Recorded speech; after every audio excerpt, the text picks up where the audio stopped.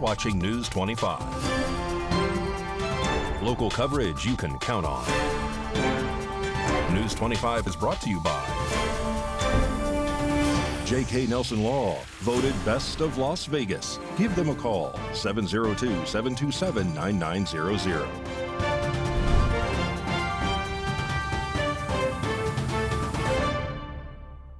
Thank you for joining us here on News 25 and Ace Country Radio, and streaming at KPVM.TV and now on Roku devices on this Monday, September 16th. Good evening. I'm Chris Palermo. Here's what's happening in recent news. A second assassination attempt was made on former President Donald J. Trump. News 25's Rory Rosell has this story. Just 2 months after the first assassination attempt against former President Donald Trump's life, a second attempt happens. The former president, now surviving yet another assassination attempt, is safe according to the Trump team and law enforcement agencies. This occurred when authorities spotted a firearm poking out of bushes at the West Palm Beach golf course in Florida, around 400 to 500 yards from where Trump was playing. According to reports, the gunman, recently identified as Ryan Wesley Ruth, had an AK-47 style rifle pointing through the chain link fence, a GoPro camera, and 2 backpacks. He ran from the scene but was later pulled over and arrested on the I-95. Acting Director Ronald Rowe Jr. of the U.S. Secret Service says Ruth did not have a line of sight to the former president and did not fire at Secret Service agents before fleeing. With reports of gunfire, the former president's close protection detail immediately evacuated the president to a safe location. The protective methodologies of the Secret Service were effective yesterday. The former president's protective apparatus allowed for the early identification of the threat and led to a safe evacuation. In partnership with local law enforcement, we did just that. And the agents' hypervigilance and the detailed swift action was textbook. And I commend them and our partners for an exemplary response in keeping former President Trump safe. A background check on the name given by officials revealed that Ruth currently lives in Hawaii and has faced dozens of run-ins with police stretching back to the 90s. Ruth is currently being charged with possession of a firearm by a convicted felon and possession of a firearm with an obliterated serial number. The maximum sentence for these charges is 20 years. While in court earlier today, Ruth was seen smiling and laughing. The FBI is reportedly still exploring whether Ruth acted alone in this staged attempted assassination. Early Monday morning, the former president spoke with Fox News, saying that President Biden and Vice President Harris's rhetoric is what is causing him to be shot at, following the second assassination attempt against him since July. Today, President Biden, while at the HBCU Week conference, addressed the attempted assassination. President Biden condemned political violence and expresses thanks to the Secret Service for expert handling of the situation. Before I begin, I want to make a quick reference. The attempted assassination against our former president in Florida yesterday. I commend the Secret Service for the expert handling of the situation. And the former president is protected from harm and the subject is in custody. Let me just say, there is no, and I mean this from the bottom of my heart, those of you who know me, many of you do, no place in political violence in America. None. Zero. Never. I've always condemned political violence. I always will in America. In America, we resolve our differences peacefully at the ballot box, not at the end of a gun. America suffered too many times the tragedy of an assassin's bullet. It solves nothing and just tears the country apart. We must do everything we can to prevent it and never give it any oxygen. Former President Donald Trump spoke out with several social media posts in the last day expressing his gratitude to his voters, saying that there was gunshots in my vicinity, but before rumors start spiraling out of control, I wanted you to hear this first. I am safe and well. Nothing will slow me down. I will never surrender. I will always love you for supporting me. Unity, peace, and make America great again.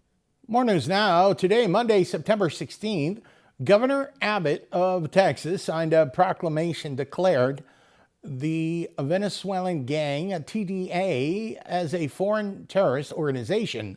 News 25 has the details. Today, Monday, September 16th, Governor Abbott of Texas has officially declared the Venezuelan gang known as Tren de Aragua, or TDA, as a foreign terrorist organization. This will allow Texas to use their court systems to halt their operations. I am officially declaring TDA a foreign terrorist organization. We will bring the full weight of the government against the TDA. By declaring TDA a foreign terrorist organization, Texas will use the courts to halt their operations, use civil asset forfeiture to take their property, use enhanced criminal penalties to keep them in jail behind bars for longer periods of time. At this time, I'm going to sign that proclamation.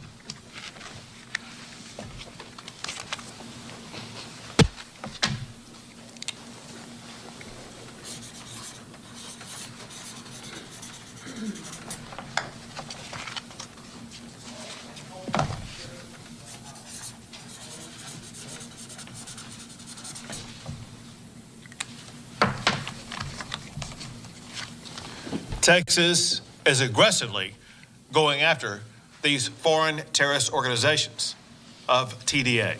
According to a New York Post, the TDA has erupted into a multinational migrant crime syndicate that is ravaging the U.S. and is the subject of more than 100 police investigations across the nation. The TDA, which is a South American gang that originated from prisons, has now snuck into the U.S., blending in with the millions of migrants who have crossed the southern border in the recent years. They are known for peddling drugs, guns, women across all 50 states. According to a federal memo, the TDA has been given the green light to shoot cops in Colorado.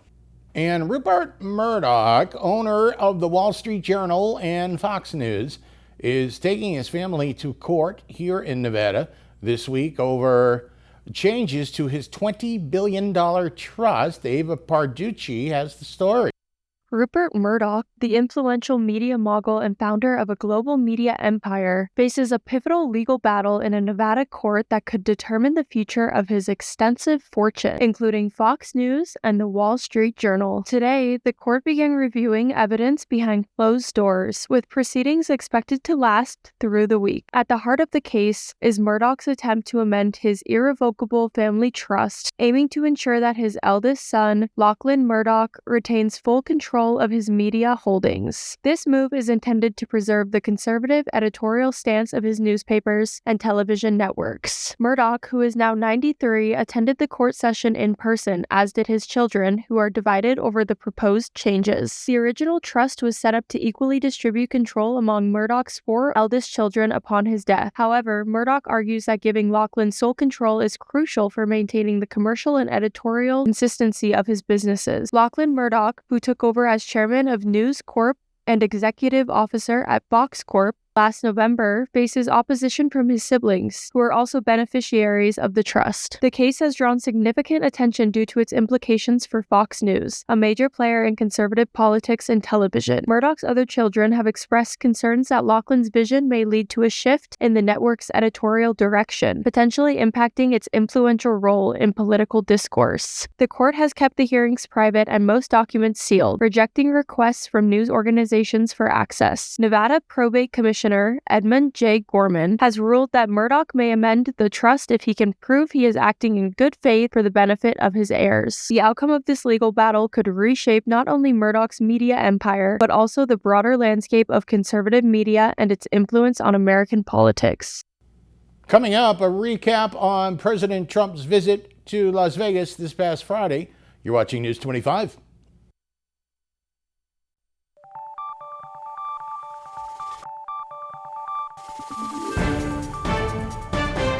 You're watching News 25. Local coverage you can count on. And welcome back to News 25. I'm Chris Palermo. The 47th Republican presidential candidate and 45th President Donald J. Trump campaigned in Las Vegas Friday evening at the Vast Expo at the World Market Center. News 25 Las Vegas correspondent Maria Centers covered the event from start to finish, joins us now with the facts. U.S. President Donald J. Trump held a knockout Las Vegas rally this Friday the 13th, packed with proud patriots. Scores of engaged citizens poured into Sin City's largest downtown convention center and venue, with many people waiting outside that reached maximum capacity. This marks 45's first rally in our Silver Swing state since a hit was placed on his life, and following Kamala Harris's new role as our Democratic presidential nominee. Let's check out his rally. As part of our efforts to increase housing affordability, I will work with you, Governor, to open up new tracts of federal land for large-scale housing construction, and you'll get it for a much lower price. More than 80% of all land in Nevada is owned by the federal government. Governor Lombardo has sent 3 letters to the Biden-Harris administration asking them to open up some of this land to help alleviate the crisis, but Kamala and Crooked Joe did not even have the decency to reply. Trump supporters began lining up outside at 10 p.m. Thursday night. We will create special new zones with ultra-low taxes and ultra-low regulations to allow the development of really extraordinary new housing at a proper price, while also bringing jobs and industries to Nevada, like the movie industry, the technology industry, and the massive manufacturing plants from foreign nations will be coming into your state, and that means jobs. Millions and millions of Americans will be able to take part in building these clean, safe, and beautiful new communities, reviving the frontier spirit and the American dream, something you don't hear much about anymore. It's going to be done right here in Nevada. Rally-goers eagerly awaited for the GOP presidential nominee. My plan is that if you open your factory in Nevada, Wisconsin, Pennsylvania, Michigan, or anywhere else in the United States, you don't pay a tariff. You don't have to pay anything. All you have to do is pay the workers, and the workers are going to be you. But if you move your production outside of the United States and send it back here, you will have to pay a massive tariff, and we don't even want your product even if you pay it. Trump spoke for nearly 90 minutes on issues critical to Nevadans. We have a special tax that here is going to do, I think, quite well. It's called no tax on tips. Did you see when I announced that a long time ago, all of a sudden she announced it, and she was met with rebuke.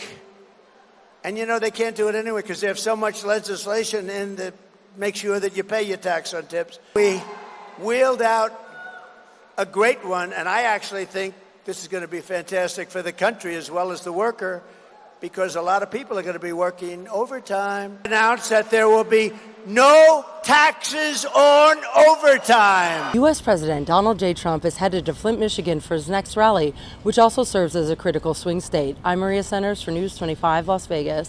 Thank you very much, Maria. Nye Communities Coalition visited the KPVM studios to promote an important event happening soon. Here is Ed Kelly with more. Hi, Ed Kelly here from Nye Communities Coalition, here to promote our free OSHA 10-hour construction training course that's coming up October 15th and 16th. We are hosting it at Nye Communities Coalition. This training is put on by SCATS, which is Safety Consultation and Training Section of OSHA. We need at least 20 individuals to attend the training. We can host up to 40 people in the training.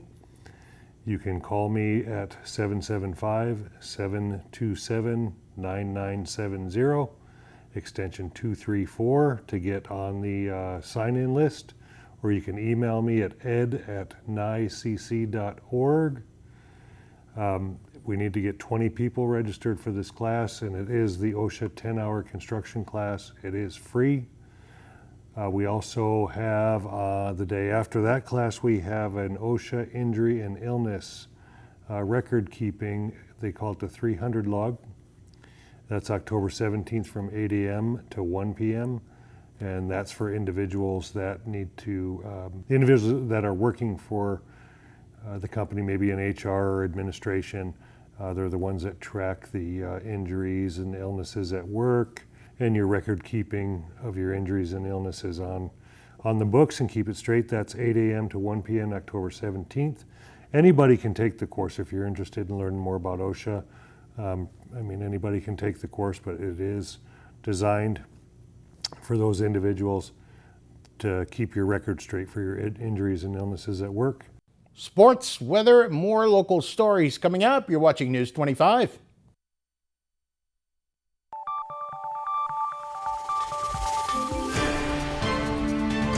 You're watching News 25.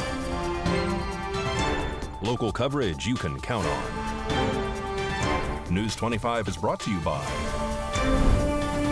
Mountain West Lawyer, Injury Attorneys, 727-9500.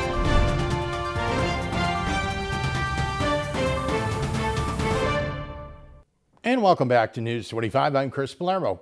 On Saturday, September 14th, Sleep in Heavenly Peace held their annual Bunks Across America bed build. This event is held across America every year throughout many chapters where people from their community come together to help build beds for children in need. News 25 spoke with the Pahrump chapter president, Carmen Merzin, to find out more on the event. There's just a lot of people. This is our biggest belt ever we've had. So I'm really excited. We're just kind of like trying to keep everybody busy. It's a little hard because there's so many. How many beds are you hoping to get out today? We're hoping to do 30 beds. 30 beds, yes. And I think through all the chapters, through Bunks of America, their goal is 8,000 beds through all the chapters. And they're all doing this at the same time? Everybody's doing it today, same time, yes. Our next event will be December 4th. It's going to be our fundraiser, and it'll be at Saddle West. And we'll have entertainment, we'll have silent auction and a raffle, and it's going to be a great night. It's turning out really good so far. But there'll be more information out on that as closer as it gets. But they can start buying their tickets now. I just want to thank everybody that came out here today. We're just really excited. We're happy that you did this, and I hope you come out and help us do this more often. Thank you very much. We really appreciate it. Well, in sports, it was history in the making. A Las Vegas Aces team member hits a whopping 1,000 points. Mikey has your look at sports.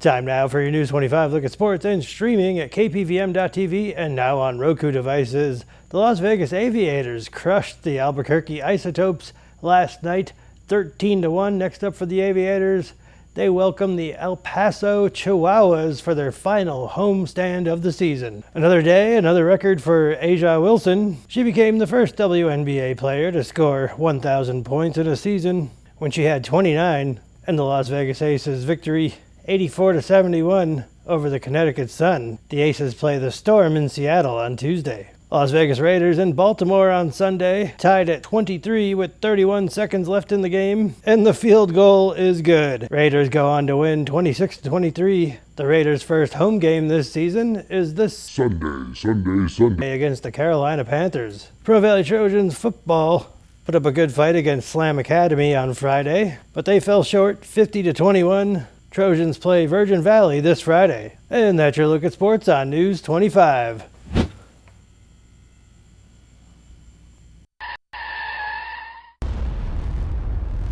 News 25 Weather Cam is brought to you by Lerner and Rowe Injury Attorney's Office in Pahrump. In a wreck, need a check? Call 702-877-1500. Okay, that's the Lerner and Rowe Weather Cam. Stunning pictures. Zion National Park, Utah yesterday. Mikey Ruhan took a trip there. Well, if you've heard the country song Sunny and 75, that's the forecast all week, and it's coming up with Kaylee next.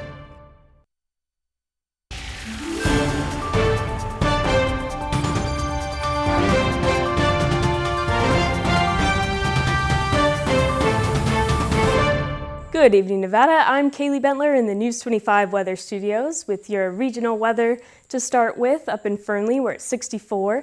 Fallon at 62. Carson City, 62 as well. Chilly weather twins. Tonopah, 54, even cooler. Goldfield, 56.